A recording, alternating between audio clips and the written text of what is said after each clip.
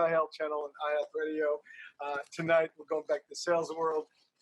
We're going to do a little bit of spin. We've been talking about health, mental, psych, all the different things today. We talked about holistic medicine and things like that. Tonight, we're going to go back to sales world.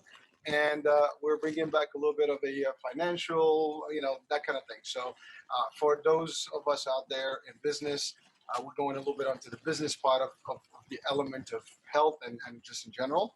So we do have a success story and a financial advisor with us, Ash Shukla. And he'll tell us a little bit more about his story and where his humble beginnings and how he was able to get into the financial world and actually help. I think you also have a book, right, Ash? So we'll talk about that as well. And we are good live, right? The audio is good now? Audio is much better, yes. Yes, yeah, go on Instagram and then we have interference. That's probably what happened. Oh, probably, yeah. Because before that, it didn't have it. So I stopped the Instagram feed. All right. It's Mark Zuckerberg energy interfering. I love that. It's a good one. Well, you see, the part about the shows when they're live, you gotta have fun with them, right? Yeah, exactly. So some shows they go, there's nothing. Some shows they get some excitement. Tonight we have excitement. That's good.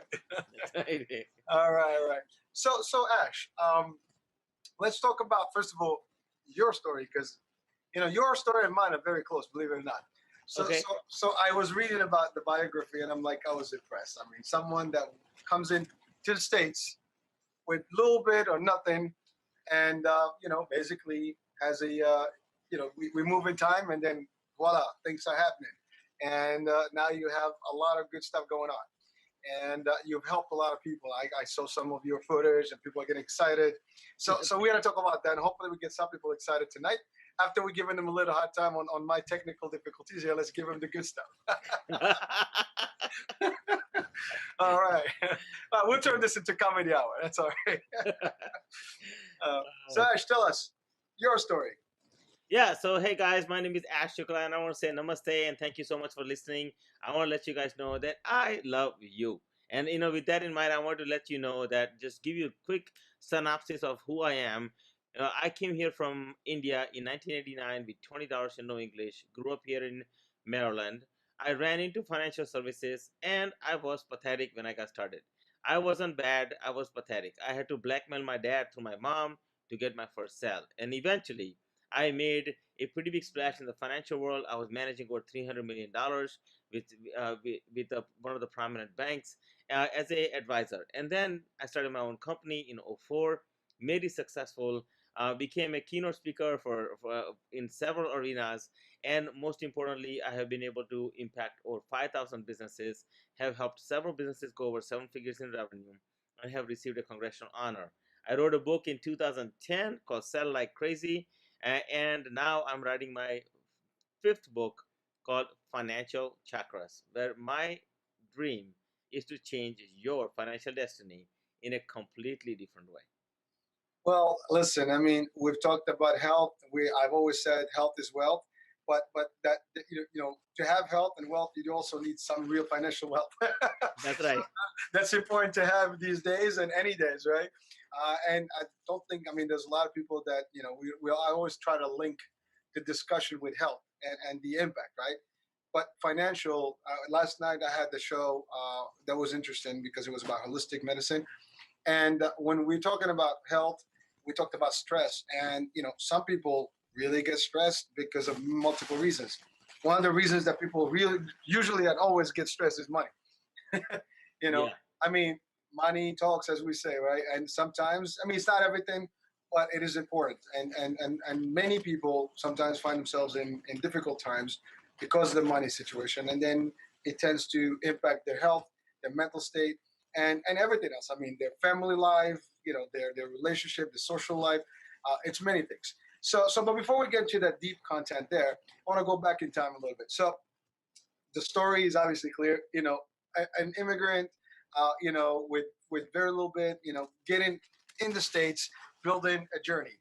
And now the journey started. I know you stumbled on the financial world, but prior to that, how did you get to it?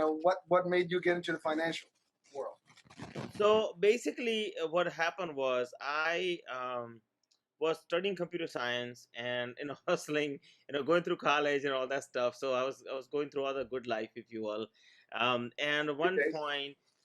at one point, one of my dad's friend was talking to him about a compound interest, and he was in conversation about about investing and things of that nature, and I just got interested. I'm like, I want to know more. So him and we ended up talking, and then he introduced me to somebody, and I became an independent contractor initially, and that's how I got started. I was with one America? of the, huh? From America? Yeah, so I got started with Primerica Ah, initially. how You a know, guess, right? yeah, I, exactly.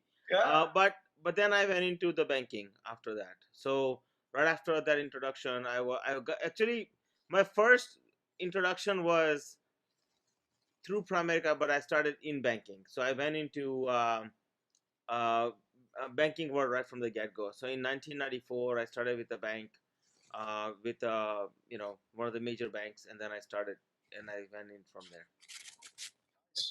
So, but you were in the bank not as a financial advisor. You were just working for the bank. Yeah, and then I was with got into banking, and then I became a financial advisor with them, and then went in from there. So let's talk about financial advisor. What were the steps to be a financial advisor? Someone is listening right now wants to actually get into your footsteps. What would I have to do? So they would have to take. So I took my life and health exam initially. So the basic starts with there.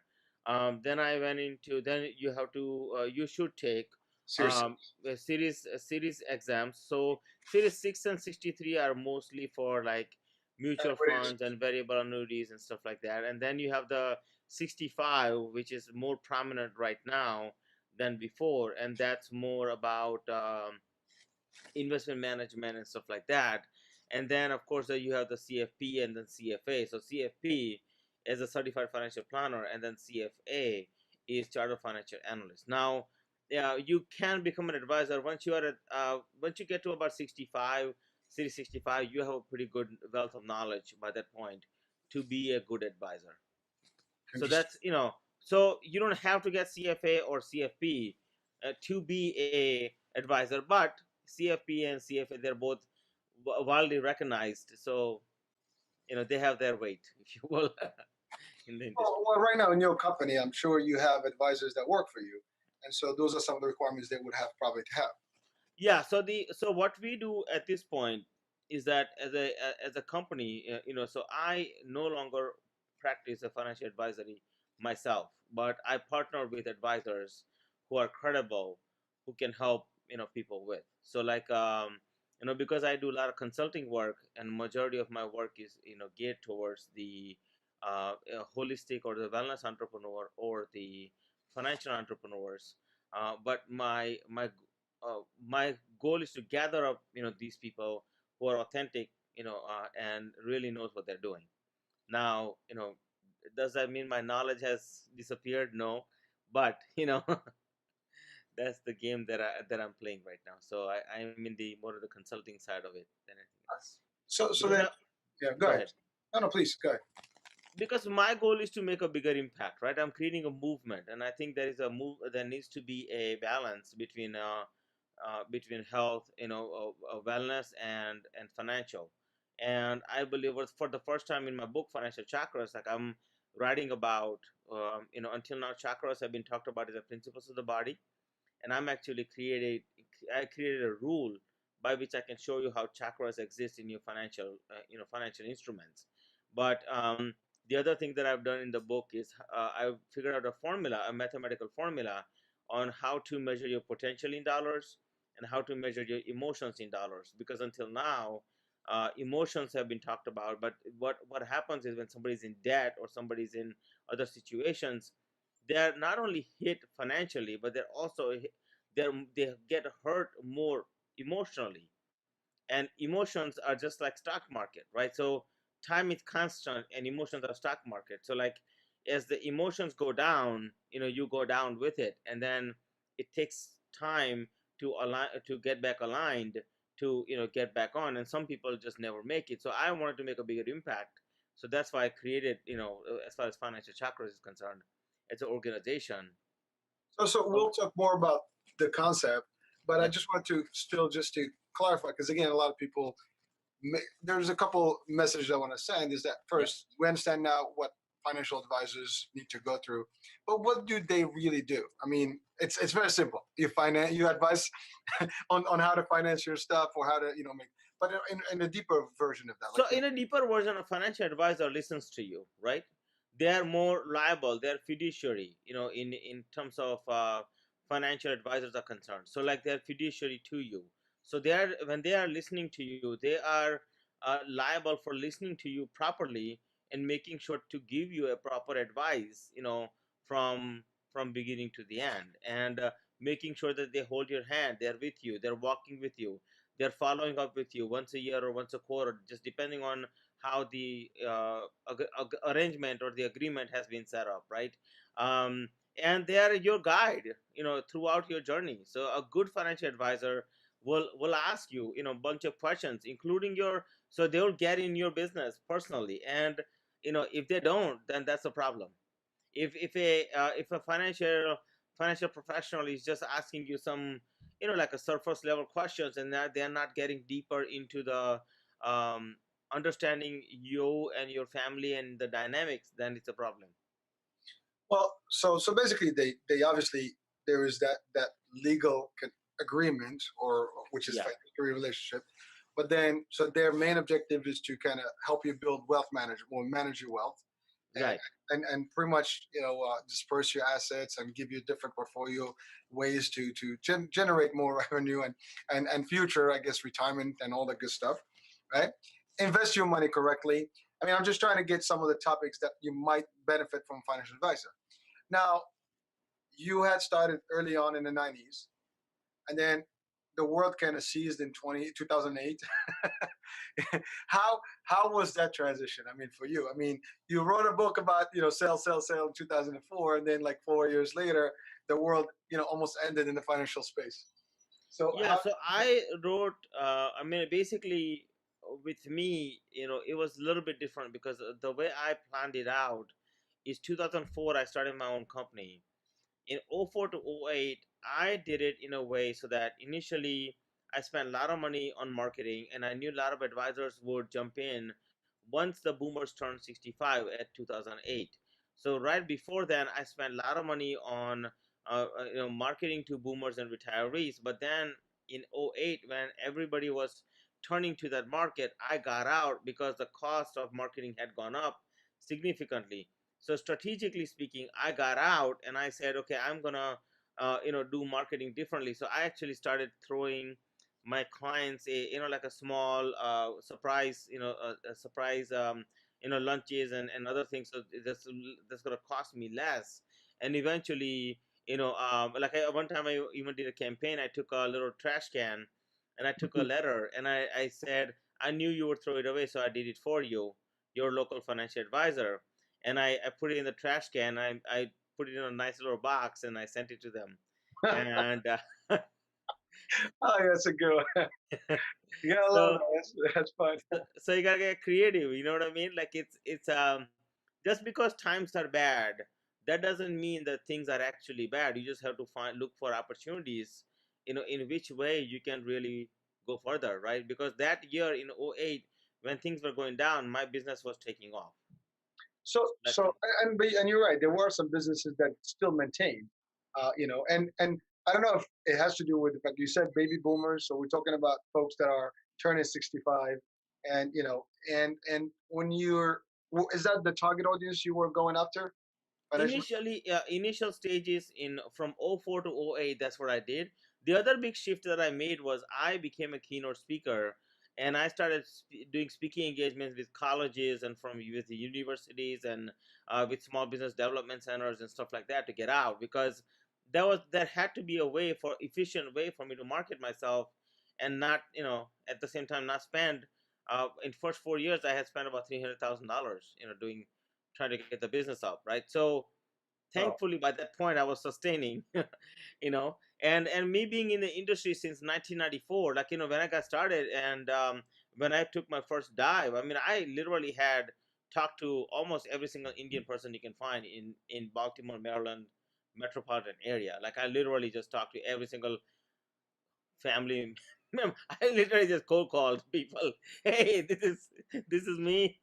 Do you know me from Let's this let's camp? talk. Let's talk financials. Yeah, that's not financial. I mean, like literally. So that helps out too, right? I mean, I think longevity in any field really speaks volume. I think in Oh, my of course. Well, yeah. I mean, well, especially when you make it a career path. I mean, you're in it for the duration, you're in it for time until retirement. Well, and it gets to a point where we all kind of get beyond that work, and then it become more of a business mentality, consultative, things and services, and you get to the higher level of the industry type. I mean, yeah, that's really how it is, and I understand it because that's similar to my world in the industry and insurance. yeah. So, wow, that's interesting. Now, you mentioned sell, sell, sell the book at a sale, right? I love that. I mean, I do believe my DNA has sales in it, so I have like an extra chromosome about sales. Okay. So I do love that stuff. And again, that's why I created this particular show about sales world. I mean, we talk about insurance and things and brokerage, but Yeah, certainly like financial sales are a little different. I mean, you just mentioned something about cold calling and soliciting and calling everybody. I mean, obviously use that same concept on the book, and I'm not sure which one came first, but but certainly your experience you put in a format of a book that you shared with people. Was that actually the reason behind it, or you just wanted to put something out there for your crew and people that you work with? no, no. I wanted to let the entrepreneurs know that what the journey is like, right? Because I think that people talk about like sales success and sales techniques and this that, and the other, but nobody really talks about the journey because like yes, my trash can idea was a clever idea, but that didn't come from yesterday's thinking. That came from like years of hardship and experiences that I had to face in many ways. Like I used to work for one bank. They were in a store, like in a literally in a store in a what they call is a community reinvestment act kind of a store where Mm. there was no money. Like if I got $10, I was like, wow, I got $10 from somebody to deposit in a bank. And it was nothing wrong. It was just that's the area that bank was trying to help. And is you know so in those, like I would have to go prospect on in the store, like literally grab customers to become a customer and that kind of stuff, right? And then I would canvas around the place. I mean, so you have to in terms of sales are concerned, you have to be willing to get out there. I mean, I think that most people, the number one mistake they make is they're spectators, right, in their own field, and they want to sit down and do nothing, and you just cannot do nothing. It's not possible. Like we reached out to you for the show, right? I mean, it's you just got to do it. It's just the way it works. I don't know, I mean, how this is going to work out until you start the conversation, and then you find out that, oh my god, like I'm looking at my mirror image of like and I think we're going to call a sales a zima zone. It's not a xyz, right? Like zima zone. I think that's what we're going to call it. It's going to be a new name. Well, listen, but you're right. You just clearly stated something big in the world of sales. I say the same thing to the teams in trainings. If you're selling, it's not just things don't happen on the. Oh, by the way, it's everything. I think in general because there's sales and everything, right? But if you just chill and wait for things to happen, nothing happens. I mean, you got to take action. It takes a lot of work. It takes planning, strategy. You need to know your audience. You need to know your stuff well. There's so many things that you have to apply. And to your point, you gotta ask. If you don't ask, like the saying says, you miss 100% of the shots you don't ask for, right? Or the, Yeah, or the sales you don't ask for. So you gotta ask, what's the worst that's gonna happen? They gotta say no. exactly. And in Exactly. our world, that's a good thing. We're stuck. Yeah, yeah, and I think you got to be ready for energetically attracting that person that really wants to be with you. And once you build out your sales cycle, like in a, like if when you have a target customer down and all this, like when you have that down, then it's matter of like really putting your systems together, right? Because every type of customer or individual that you're dealing with or business you're dealing with, they have a certain process that they follow in order to make a decision. So once you align your process internally and really own that process in your own way, and you put it together in the right way, then it becomes seamless. But initially, if you're just starting, I mean, it's you're gonna have trials and errors and frustrations and all those emotions that you're gonna face. Sure. It's just the way it's gonna be. I mean, you could, like, I used to go home and my dad says, "So how did you do today?" And I would Uh, say, "Unbelievable." That was kind of like my work, my thing, and I didn't well, make it. Yeah, again, it says we say. I mean, you can. There is no such thing as a bad day. You can have bad outcomes for the day, but that's right. you have to have alternative things. Like for me, someone says, I had a bad day. Well, what's that? What does that mean? Well, I have no applications, no enrollments in insurance, right? No policies. Well, okay. Well, what did you do? Well, I have Right. appointments lined up. I got a few things. I made new contacts. I have a meeting set up next. Well, it's not a bad day. No, You no. just have planted seeds for the next day, and tomorrow will probably be a better day. So it's Yeah, also and perspective. what's so funny about that? Like you mentioned that hurricane. Like, I think that um, what I had found is that those people that I presented in 1994 and those who did not buy, right? Those are the people who are coming back to me, like, after this many years. Now they're saying, "Ash, I want to talk to you about, blank or blank or blank." Even though I am no longer personally doing the financial planning pieces, but there people are still coming to me and saying, "I want." But longevity matters, right? Because at the end of the day, what they are saying to you is that, will you stand the stand the truth of time, right? Will you really last or survive over a long period of time? And I think that's an important piece of the game. Oh, it is, and then again, it's all about perseverance, right? Yeah, It absolutely. it's a continuous struggle. I mean, until you retire, and frankly, I personally don't even see myself retiring. I mean, I want to have a good life, and enjoy it. But really retiring fully and just not be a couch potato is not going to happen. Yeah. You got to be busy. You got to do things. You got to do Yeah. something that you're going to enjoy. But in Yeah. sales, that's exactly. You're always working. You're always making deals. You're always stuff. But you're right. Some people, and that's a good practice. I mean, you talk to someone, you give them the right stuff. They trust you, but they may not be ready. Right. But now they know that honesty is there. There's integrity, and ultimately, years later, months later, whatever they're going to be needing your services, they know that they can go back to you, and you're going to get the right advice. Because there's a lot of advice out there. Not all of it is good, right? That's right. Some is good and some is bad. I mean, there's regulations, but people still find a way to defraud the regulations here and there, and it's bad, right?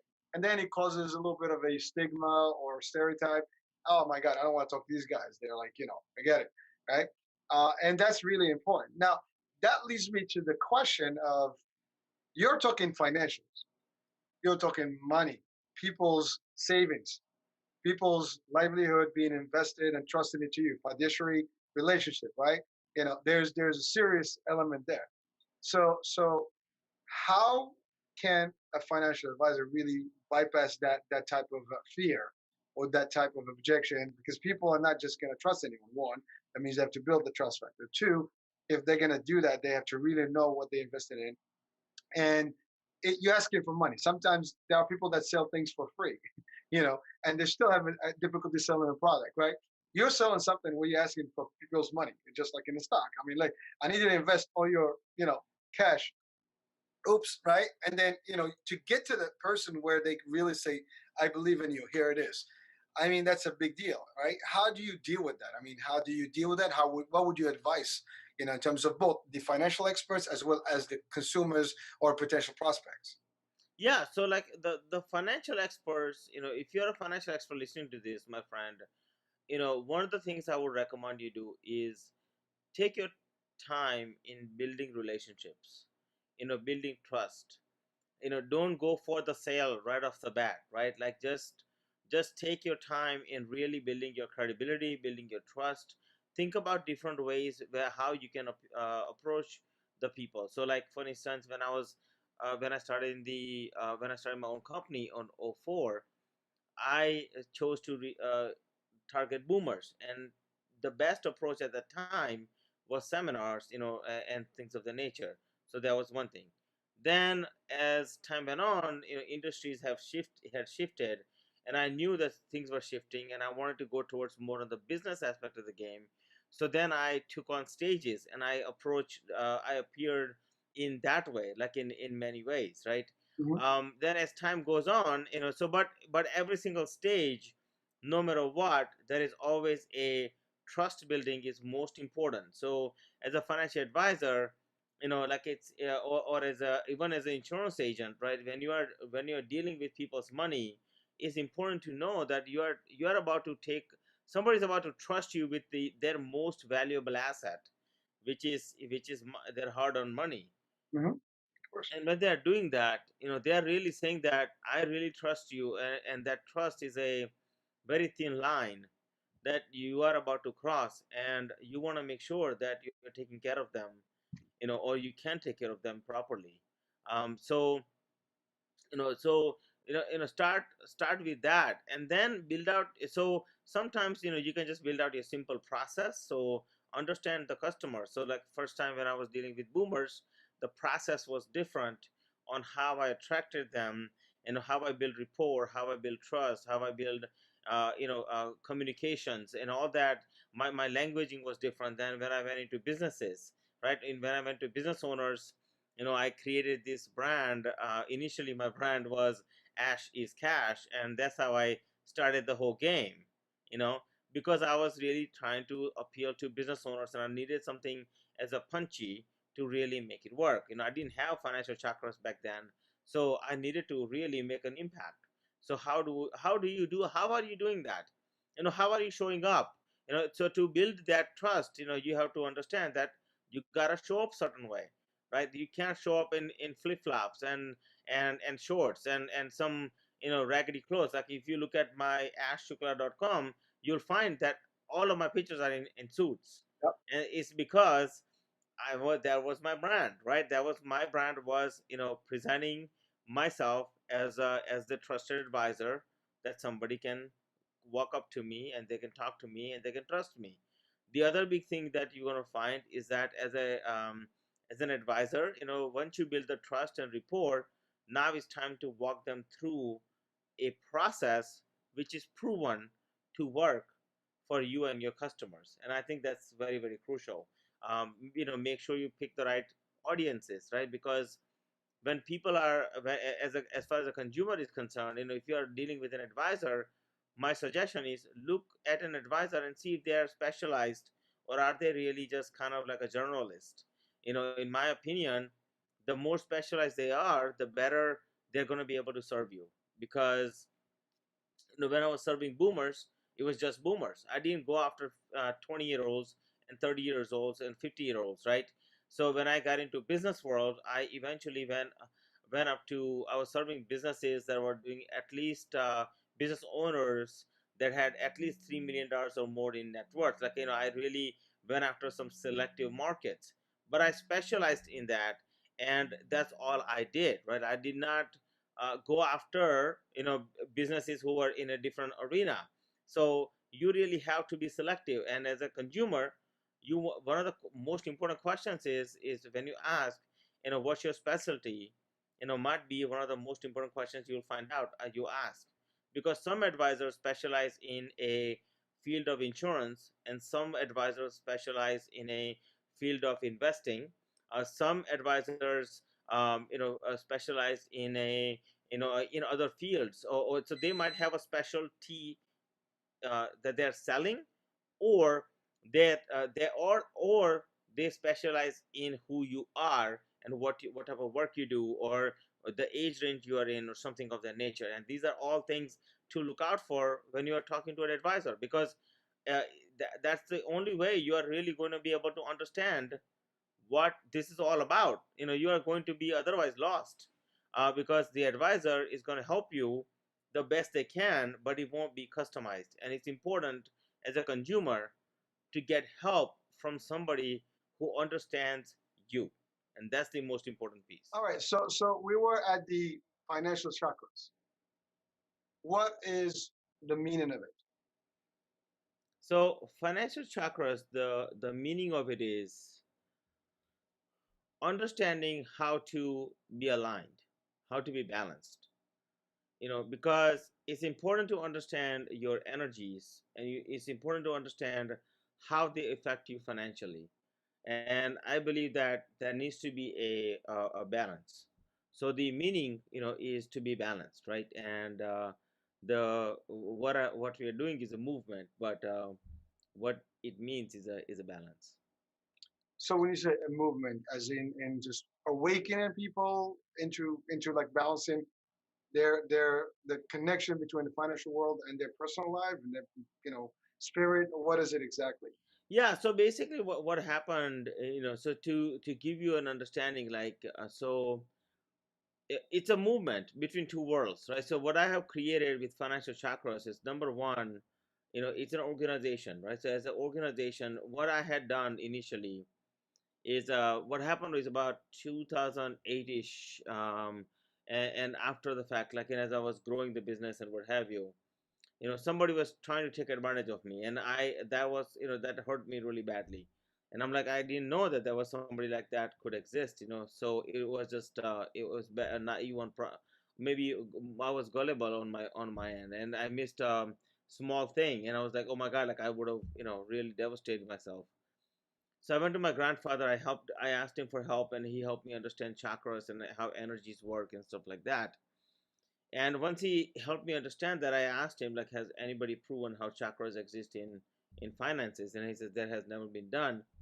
So I started doing over 5,000 plus combinations of these, seven energy centers in your body called chakras, and I discovered that there's a definitive rules which you can apply to money, right? Energetic rules that can be applied to money, that can help you with your financial being, Mm. whether it's decision making, or maybe more importantly, each instrument that you are choosing carefully, right? So I found out that. Then eventually I found that, chakras can be, well, I figured out a mathematical formula to measure your potential and measure your emotions in dollars. And then I found, okay, now I can actually physically show how chakras exist in your product or your service. So what I found was revolutionary to many ways, because I found that, for the first time I can empower the wellness world, and finally give them a languaging to help them help them communicate in a way so that, practical world can finally understand them. And I found that I can empower the financial professionals, or financial world in a way, and finally give them ability to communicate so that the wellness world would understand them, right? And there was a bridge that was created, and now it has turned into like a movement, right? So what was a mistake on my end, and it cost me, turned into something beautiful, because my trajectory was up, as far as my growth never stopped. But that the moment that somebody was trying to screw me, that I made a decision that I will make sure that this never happens to me again, number one. But number two, I wanted to make sure that I help other people while I'm in the process. And so that's why it's a movement, right? It's a movement to help people get better financially, because when you go down financially, it's an emotional hurt as well. So not only like your value of your, let's say, bank account, if it goes from X to negative, right? It's not just the bank account that went negative, it's actually your emotions are also going negative. So if your emotions are worth X per second, right? That means every second you now think about that negative bank account, right? You are actually going down further, not just the bank account, right? So there's a one physical aspect, which is the bank account, but there's also a emotional aspect that takes you down even further. So that's why it takes longer to come back out when that happens. Wow, that's pretty deep stuff. So if I just to summarize my understanding right now, so chakras as a concept is energies that I guess the human body may have. Is that what I'm getting from it in terms of? No, so let me clarify this. So chakras, chakras, it's not a concept. Number one, it's actually physical reality. So it has to do with your with your emotions and your organs, right? So all of your a lot of your organs are related to this. But Mm-hmm. more importantly, chakras are actually, they are like your wheels in your body. So if you think about combination of a lock, right? Mm-hmm. So every emotion, human emotion that you have, whatever that is, each emotion, there are seven main chakras in your body, and they go up and down your spine. They start from the base of your spine and then they go up. So when you say, I want to get to nirvanic state, that's the ultimate, blissful state of God, right? Like, say, that's the ultimate state we all are trying to get to. Mm-hmm. But the question is, how do you get there, right? So there is a path that we follow. So but the chakras are the energetic centers which hold your emotions. So it's a home for your emotion. So each emotion has a home, and each emotion is either blocked or unblocked, meaning, like, if something is, think of it as like a combination of a lock, right? So if you start from the base of your spine, this is where majority of your, so seven chakras, the reason there are seven chakras is because there are seven energetic hubs in your body that are absolutely physical. Number one.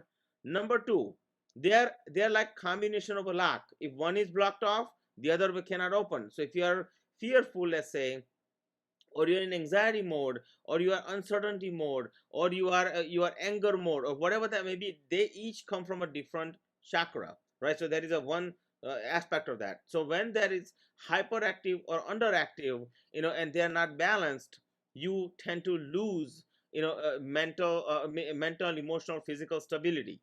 So what happens is that takes you down further. So chakra, itself, with these seven energetic centers in your body, these are the 7 points where majority of your nerves meet. So with these nerves, like, every time you are giving a emotional response to something, let's say it's a negative emotional response because, I lost, lost money, right? So and it was because of my own, like, I missed a small item, right? Right. Thankfully, it didn't, I mean, it hurt me emotionally really badly, more so than anything else. But when that happens, you go down further, faster, because now you didn't just hit yourself financially, because financial, you can always come back, right? Because, but emotional coming back is actually more harder. And so because of your chakra gets hit hard, everything else gets blocked, because there is a flow in which we are flowing. So there is a pattern, so each human being has a primary chakra, and each human being has a primary flow. So for instance, you will find people who get out of debt and get in debt, get out of debt and get in debt.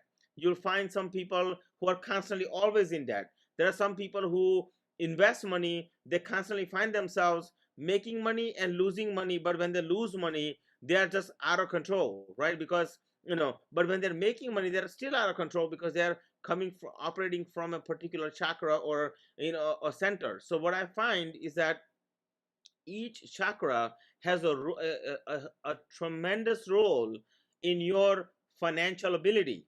And when you are not going it in the right way, you will be, when you're blocked off, because there's a pattern you're following, right? Yep. So what's happening is, you need to unblock yourself, and to in order for you to get to the next stage or the next level.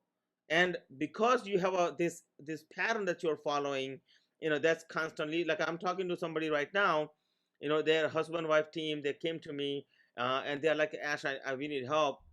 And we were talking about their personal finances, and we just ended up talking, just having conversation as a consultant. So they're a business owner, but we started about other things, Mm-hmm. but not as an advisor, but as a consultant. We started talking, and energetically, like, they were so down. They were like, oh my god, actually, like, we have all this debt we need to get out of, and we don't know what to do, right? And I was talking to them, and they constantly followed a pattern, that energetically, they constantly followed a pattern, because there's a primary chakra that each one of them had as a husband and a wife, but that there was a primary energy flow that they were each following. And what was happening, there was a constant clash, and they would get out of debt, get back in debt, get out of debt, get back in. And last few years, they have been doing nothing but getting in debt. So now they're and it's physically visible. Like you'll see when people are in debt and they are really hurting and they don't know how to get out. There's confusion and things. Your eyes, they say eyes are the windows to your soul, and it's actually True. true because you can see it, right? And in 4 days, that I've been working with them since last Friday, now we have put together a trajectory where they're going to be able to save almost like $2,500 a month, you know um Nice. and we put them in a positive space, energetically. I put them in a positive space by giving them certain exercises and certain things they can do. But on top of that, I also help them with some of their financial stuff. I give them some solutions, and they're like, oh my god, we want to thank you, for this help. And so what you find is, when as people are getting out, you'll see that they are actually, like they're different human being. They're not the same person. They're just not, You know, so so um go Ash, ahead. I mean, it's very fascinating because I think you've almost what you're describing. There is a financial illness, and you have a treatment for it, not just by solving the finances, but physically and mentally and emotionally, you have a solution for them. So you're combining material world and physical and the spiritual in all in one energies.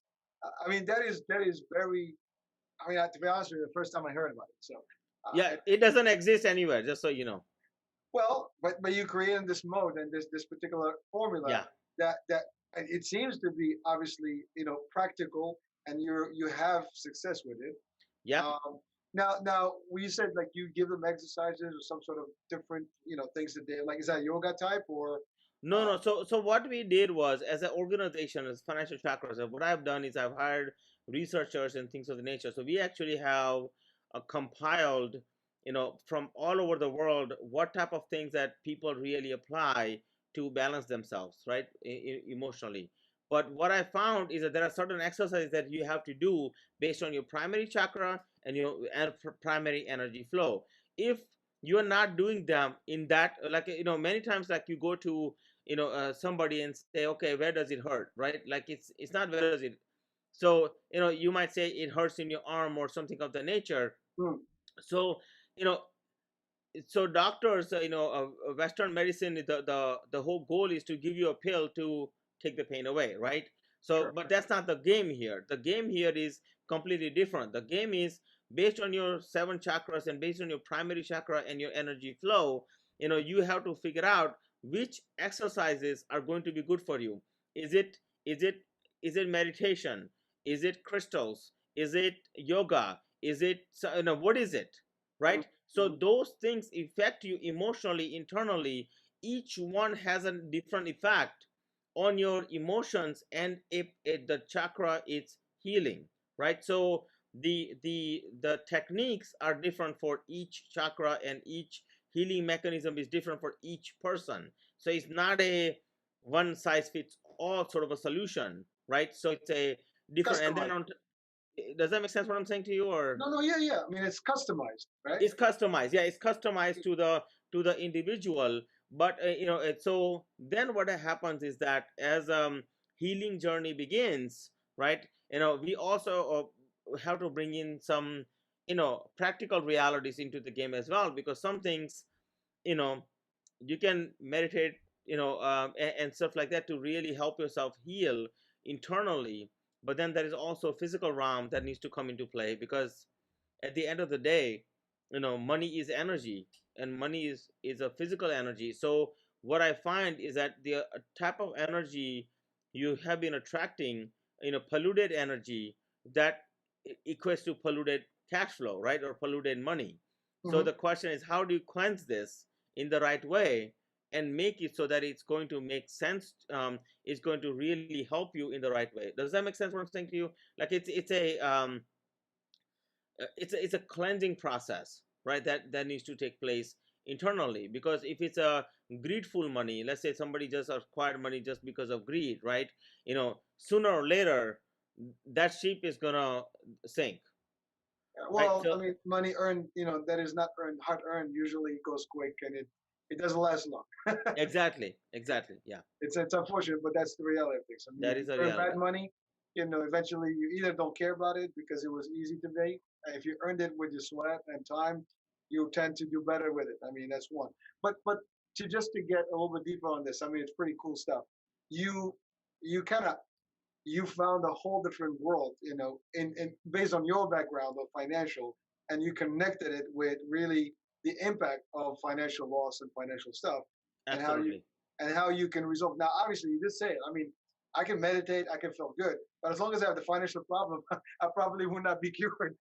So you Yeah, complement that with solutions that are financial in aspect, that are material, physical, tangible, and then ultimately that supports the balance, and hopefully the people, just by knowing that they're going to save money, and now their whole view of things is going to change. So they're going to become more positive, better energy, and certainly better lifestyle.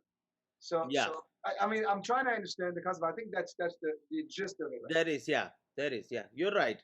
So energetically, you have to change the downhill, right? That has been going on. So by understanding your primary chakra and your primary energy flow, Mhm. once you understand that, you can do specific exercises to strengthen that, right? So what I find is that successful people all over the world have mastered this knowingly or unknowingly, but they have mastered it, right? So if you were to take a look at like some successful people like Jeff Bezos or Warren Buffett or even Dalai Lama for that matter, right? So Uh-huh. if you really think about it from a perspective of holism, they have mastered this thing. They just don't know that they have actually mastered their primary chakra, and they have become the master of their being. So they ask themselves the questions, and the most important question, like my grandfather told me, asked me about, is that, grandson, I understand you, this happened, but the most important question, as you are energetically being aligned, you want to ask yourself is, who am I? And once I found out who am I, like I've always been who, like, who you are as a human being. You might be an energetic person, you might be a loving person, you might be a logical person. I'm just kind of putting it in a very simplistic Mhm. language so you can understand. Sure. um you might be a go-getter person, you, whoever you are, right? you know have you taken the time? So there are specific exercises you can do to strengthen that being, and when you strengthen that being, you can make it so much stronger and so much larger in a completely different way versus what you may be doing in just doing a random meditation is good, but what's even better is when you specify it to who you are and do exercise based on that, and you magnify that, and you live within that being, right? So what I found is successful people have done that, and that's why they're able to succeed at levels that most people just admire, at the end of the day. So And that, so go ahead.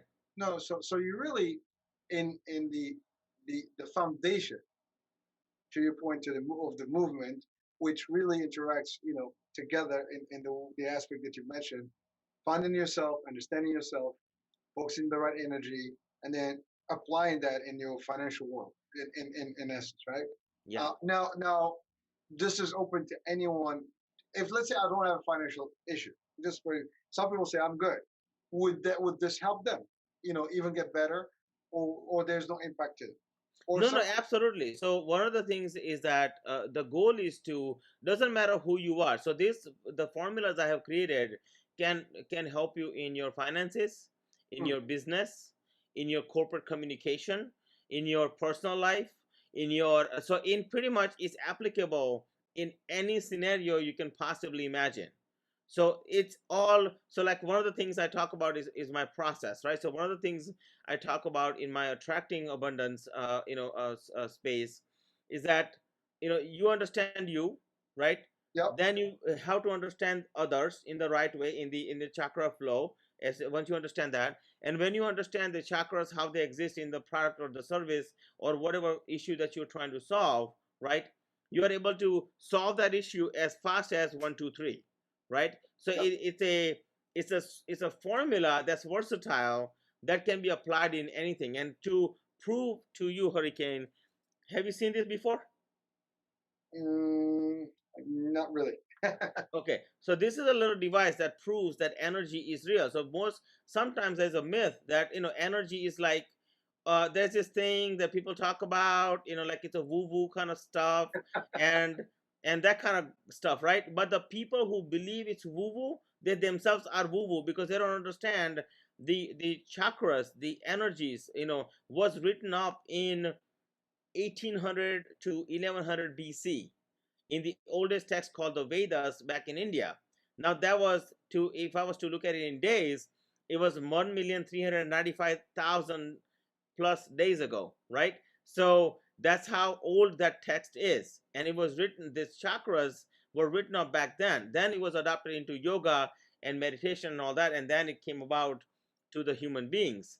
But when you take a look at like device like this, I will prove to you that I am energy. So if we are in a room, we would stand around and finish a circle. So Hmm. like if somebody holds this and we would have the entire room, right, hold each other's hands. And so this is a little device that does lights up Yeah. when I only touch, right? When I let go, it stops, right? So it only starts when circuit is complete, when positive and negative are together. Right. The cool Energy part, flow. yeah. So the cool part about this is that if I get excited, it gets excited. So, I but like. That's, that's the cool part about that. But so that being said, right, I think that it's important to recognize that your energies does have a big impact on your finances. well, it is, and I think energy, human energy, which is sometimes most of us will probably not understand well enough. It impacts everything. I mean, we've talked about it actually in a couple of shows about positive energy, negative energy. It's contagious. Literally, even psychologically speaking, there is an impact, and people do tend to almost transpose that level to the other folks in the room. So you're kind of depends on who you're with. You can learn. I mean, we joke about it. I start laughing, you start laughing. Yeah, exactly. you know, and Exactly. I start yawning, you start yawning, right? But there's more to it. And to your point, I mean, obviously our body are conductors, and your energy is there and flowing. But again, I mean, what I'm impressed with, or at least I'm fascinated with, is the concept that is you link this world, into financials, or and you were able to do that. I mean, now I know you have the book. So is this where all that stuff is written, and all your concepts are? Yeah, And so everything that's coming out in Financial Chakras book, everything that I'm talking about is in the book. The other way people can consume it right now is I'm putting on some events and things of the nature, so they can consume it that way as well. But they can definitely get this information in the book. Absolutely. So, well, the book description is in actually the show, and it will be shared with the folks. And so, anybody listening, watching, uh, once we edit it, Yeah. you should have access to it regardless. Yes. We had a very comical, and fun show tonight. We had bleeps, we had technical difficulties, we had everything under the sun that could happen. But that's good, right? It's all. Listen, we got to keep the energy right, right? That's Talking about right. That's right. Yeah. Yeah. but No, but but definitely there's a lot of good content that we talked about. The nature of financial, some understanding about that, which is basic, and then we took it literally on the second phase of the discussion into some concept that is completely unique. And the way I see it is that, I mean, we've talked about a lot of stuff in different forms and in different holistic methods and processes and protocols, and uh, but no one so far that I've met has been able to combine that with financial. So tonight we had a very unique insight and an outlook on something new. And again, first of all, congrats, I mean, on the concept. thank I you. hope that you'll find a lot of action on it, and we'll follow you. I mean, I want to follow and track the success here. I Thank mean, you. you've obviously proven success over time, and you seem to have your focus, and you got this correct. So let's see how that plays. But certainly, again, if you can turn people from having a sad statement in a sad state, mental or physical, because of whatever the burden of financials that they might have, and you kind of turn that into a positive experience financially and physically. I mean, and even morally speaking and mentally speaking. And that, I mean, I mean, there's nothing wrong with that picture, right? No, no, no, nothing wrong with that picture It's whatsoever. really where we all, and I don't think there's anyone, period, that doesn't have ups and downs when it comes to financials. And also, they're more, the mood swings. And those are the energies that we get impacted with according to whatever things happen in our lives. Now, did you see any surge in the last year with COVID and everything? Was there any different impact that you might have noticed? So I think when the COVID started, I saw that a lot of people were, hopeful that it would end fast, right? So I think initially it was all still, hope driven. But as time went on and they saw that it's not going away, it's fear started to cripple in, Hmm. But what I find is that if you had paid attention, because I think it's sometimes people are just not, they're not trained to pay attention to what's working, because we are so wired into focus on what's not working, right?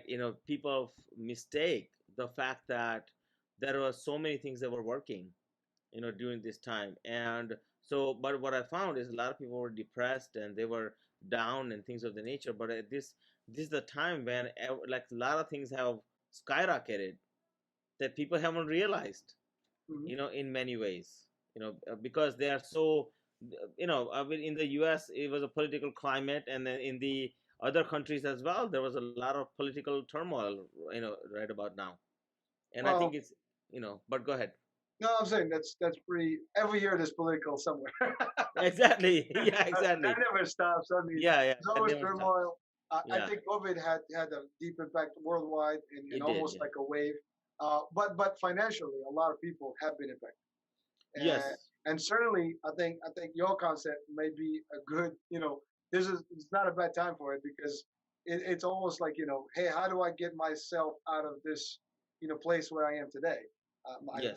My job is not there. A lot of people have been unemployed.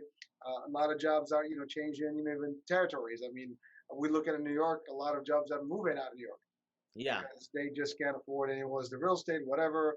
Also now with remote learning, remote employment, a lot of people don't work remotely. Nobody is really Zoom is and Google Meets and all those formats have been really a champion and changed a little bit the way that the dynamics are in the business.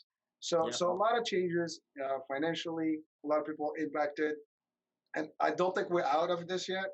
I mean, the ripple effect is going to continue. Uh, The, yep. the sad part about this is, Hurricane, is that it's the US that's not out of it. Like, because if you take a look at like many countries, Mm. like they dealt with it in the right way and they were done with it long time ago.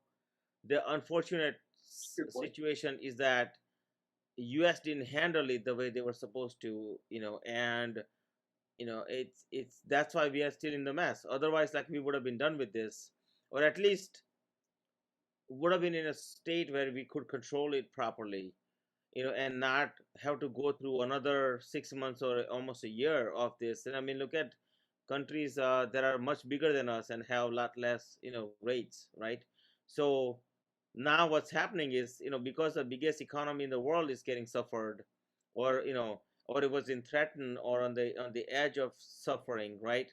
um Everybody else is feeling it, because if we get suffered, I mean, the rest of the world is toast, you know Well, again, I mean, you're right. I mean, we are the heart of the trade, the stock, and a lot of stuff. Whatever happens here affects those and affects the world's economy. I mean, it's hmm crazy. I mean, everything. I mean, all the industries pretty much have got an impact. yeah. And you're right. I mean, unfortunately, we had a political year at the same time as the pandemic. We had an election year, and not just any election; it's presidential, and Yeah. it was just too much going on at the same time. And you're right, we're not done yet. I mean, there's going to be some continuous effects, and again, financially, a lot of states have been impacted. Yes. There's going to be a lot of catching up to do. And you're Yeah. right. Some countries they had less impact. That is appearing. Like in terms of the care, the medicine, the health, the death toll, whatever. They had a lot less turmoil in a general terms, and they've kind of like come back quicker. Yeah, it's interesting because what's interesting about is how they handle the situation, right? Because across the board, every single country that shut it down as soon as it happened, or took drastic measures, was able to suffer a lot less. Like, when you take a look at New Zealand or even India, where you have 1.3 billion people, but the case load is a lot less, right? So when you really take a look at, that toll even was a lot less than the US, right? So in many ways, and of course, sometimes we talk about, safe. I mean, safety is relevant because, like, in the US, we have the most, what do you call this, pure, like a, atmosphere, right? We have such a nice clean air, and we are Hmm. privileged in so many ways. And you take a look at countries, other countries where pollution, like, it lives in their blood, basically, like, it's just the way it works, and it's the drastic measures that they took that really helped out. And I think it's important, in the world, that, as people are suffering, my friends, if you are suffering because of COVID, or because of whatever situation, I wanted to let you know that it's my prayers for you. Okay, I will pray for you and make sure that keep you in my prayers and put you in my prayers, so that you and your family can truly, come out ahead. That is my wish, and that's my prayer. Thank you. And I think just to end the show tonight, if anyone is interested in learning more about financial chakras and talking to Ash about maybe a new way of coping and handling your financial needs, feel free to reach out to Ash. And is there a number, or basically the website will direct them to you? No, no. So they can go to, website financialchakras.com. So CHAKRAS, chakras, CHAKRAS, and financial is the first word. So financialchakras.com. And if you want to just find me, you can find me on YouTube. You can also find me on, just Google my name and you'll find me. Or if you type in financial chakras, you'll find me. So, I my did. number and all that stuff. Huh? I said I did. Yeah, yeah. So, it, Well, thank you. I mean, it was a unique show for many reasons, but I think the most unique part is that we almost touched on a topic that is new. I mean, it's not common. It's unique. It's got its own little niche, and this is where we are. And so that being said, if you're listening or watching in now or later, please take a minute to check out the description. Reach out to Ash, and again, even if just to learn how if you're not sure, you can always test it, right? I mean that's another way. If you're not, yeah. if you have skeptics, you can always ask the questions and put it to trial, to test. So Ash, thank you for accepting the invitation and for being on the show, and thank you for your patience. Thank you for having me, my friend. We Really had a good time. appreciate you. Yeah, well, thank you. And so we're coming to the end of the show. Thank you for watching the iHeart channel and listening on iHeart Radio. We'll see you and talk to you tomorrow night. And with that being said, have a great night, and we'll talk.